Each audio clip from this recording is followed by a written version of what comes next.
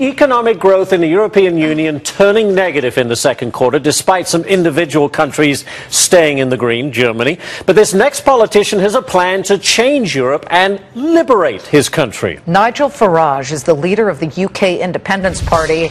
Oh, and he's been mouthy on this subject, and he's joining us now in a Fox Business exclusive. Yeah, once again.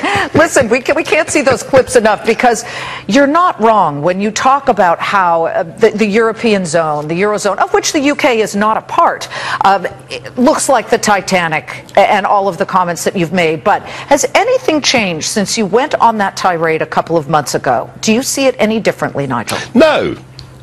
No, not a bit. In fact, things are actually getting worse. I mean, we've now got Mario Monti, who is the unelected, appointed Prime Minister of Italy, almost begging for his country to be bailed out because, as he says, he fears that parliaments may derail the project. So what they're actually saying now in Europe is we must not let democracy intervene with our great grand project. So no, nothing's got any better. Growth is diminishing, and whilst you're quite right to say that the UK is outside the Eurozone, we're still part of the European single market. Correct. And these growth figures are not just a reflection of what's going wrong in the Eurozone, and we know that in, countries like Spain and Portugal and Greece, the whole thing's a disaster.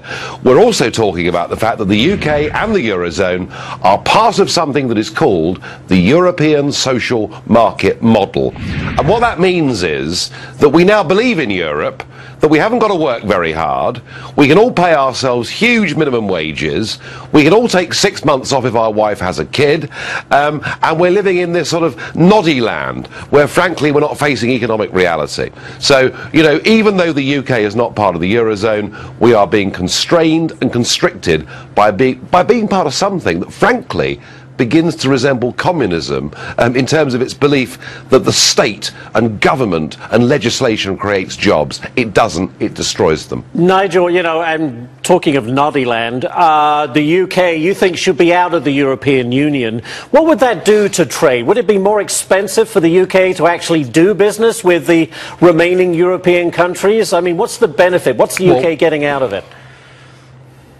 Well, what's really interesting is that the UK now trades with the EU at a massive, massive deficit.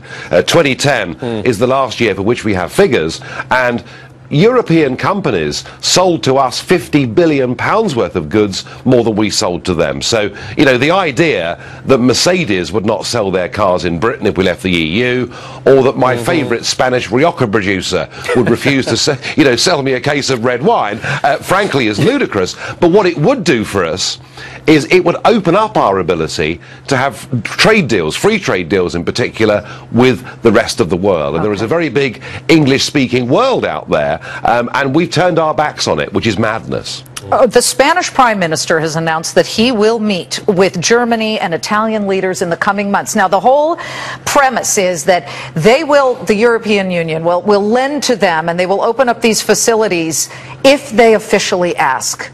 Are the Spanish going to officially ask, and